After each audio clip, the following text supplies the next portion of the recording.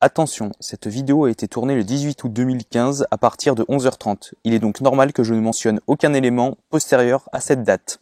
Et salut à tous, c'est Moss et bienvenue dans ce deuxième fourre-tout, les vidéos d'information sur ma chaîne. Et avant toute chose, merci aux 49 abonnés de la chaîne. Après un an d'existence, je considère que c'est un score qui est plutôt sympa. Donc j'ai quelques infos à vous faire passer, ce qui est un peu avant tout le principe des fourre-tout, je rappelle. Les sorties des vidéos pourraient s'espacer dans les mois à venir parce que vous n'êtes pas sans savoir que début septembre, c'est la rentrée scolaire. Donc pour moi, ce sera l'année de première, année qui va beaucoup compter pour l'orientation post-bac parce qu'on regarde toujours les bulletins de l'année de première pour déterminer si vous êtes apte ou pas à passer dans telle ou telle école. Et aussi justement à cette fin d'année de première, donc en juin 2016, je vais passer un truc qui s'appelle le bac de français.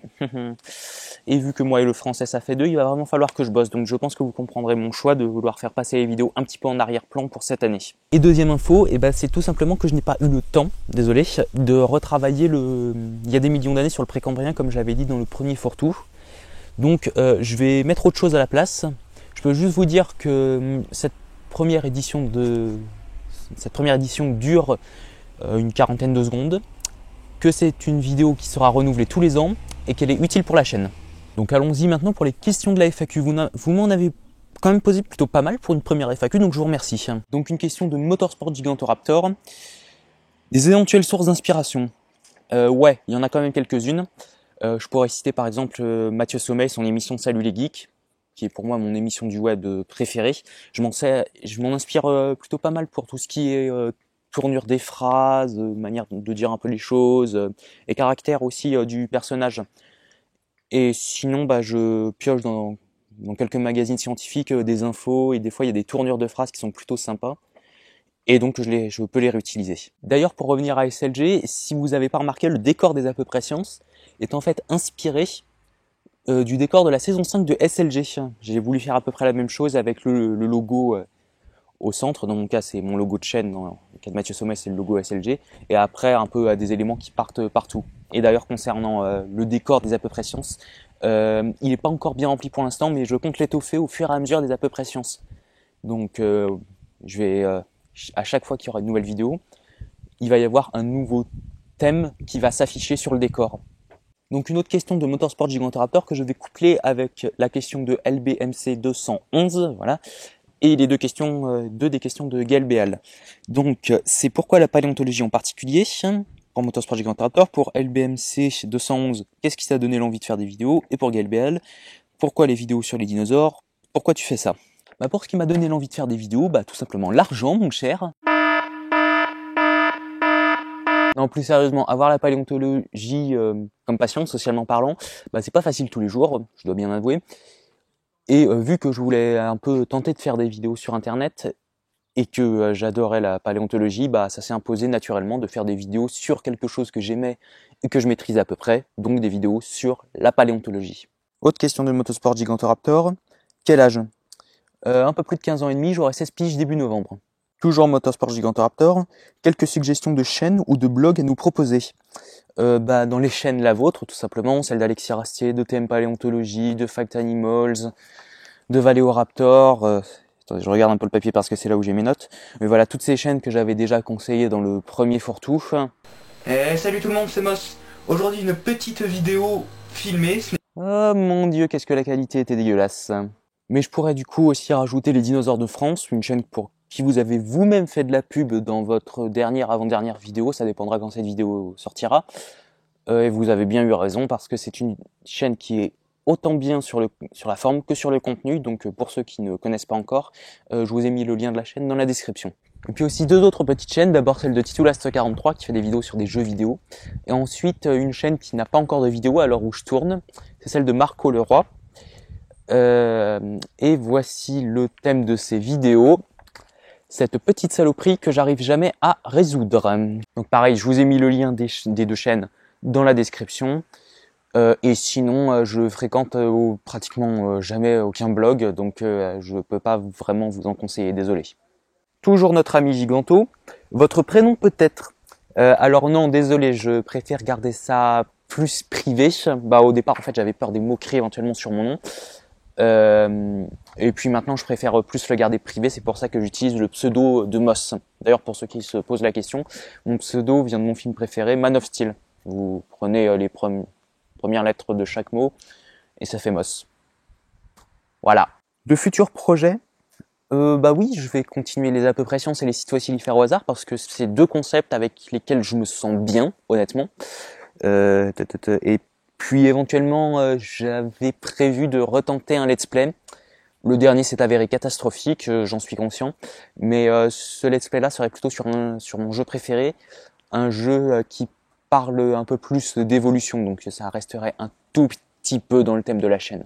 Et aussi une question de Hinata Itachi, oui c'est ça, qui m'a demandé si je compte refaire il y a des millions d'années. Bon, déjà le commentaire était très sympa. Et puis vu que ça a l'air de t'avoir plu et vu que certains de mes collègues m'ont harcelé pour que j'en refasse, je vais pas les citer. J'y réfléchis honnêtement pour la fin d'année. Et enfin, super micro, où est-ce qu'on peut l'acheter? Est-il compatible avec un Mac et sa webcam? Donc déjà merci. Et deuxièmement, je l'ai acheté sur Amazon. Et vous avez juste en fait à marquer micro-cravate. Et vous allez voir celui qui est à 30 €. Mais pour faire plus simple, je vous ai mis la page dans la description pour ceux que ça peut intéresser.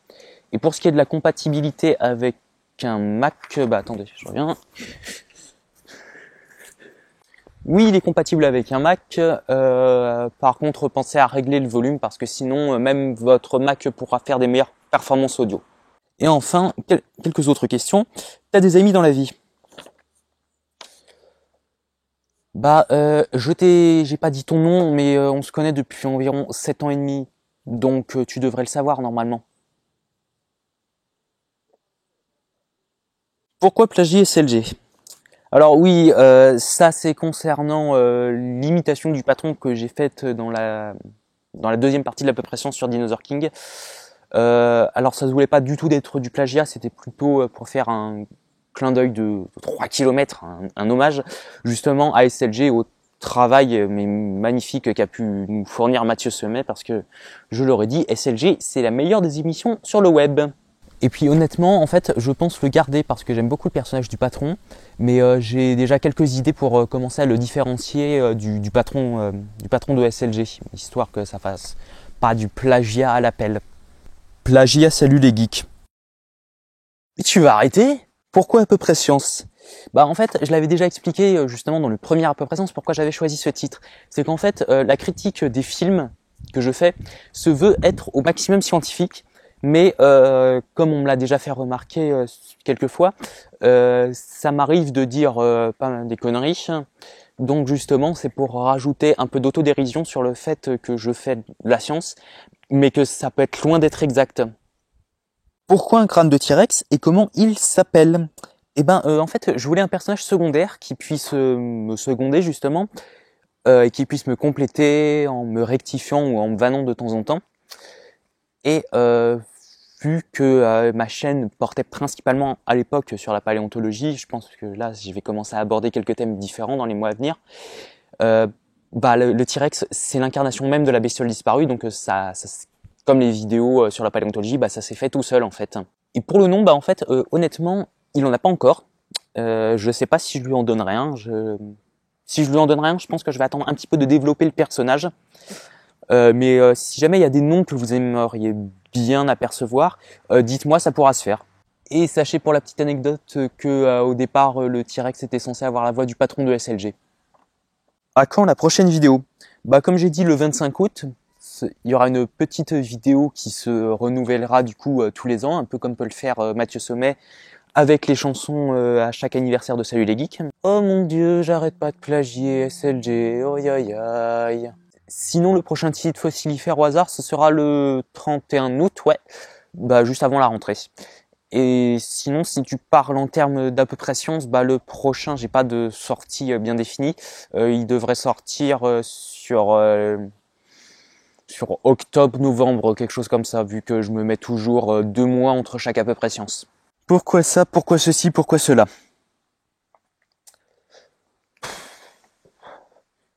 Et toi, pourquoi t'es... Et enfin, pour finir, pourquoi la vie? Parce que 42. Voilà, donc je vous remercie d'avoir suivi cette vidéo dans son intégralité. Laissez-moi vous redire que franchement, merci pour les 49 abonnés. Vraiment, très franchement, après 1 an d'existence, c'est un beau score avec la tendance qu'ont les petites chaînes YouTube à ne pas vraiment décoller. Sur ce, je vous laisse sur un petit bêtisier des à peu près sciences et de ce fourre-tout. À la prochaine. C'est pas facile de tourner en extérieur avec les voitures qui passent, le village qui est pas loin et les avions qui passent au-dessus. Et potentiellement ton chien qui aboie quand tes parents reviennent. Rappelez-vous, je vais être honnête avec vous, dans la nature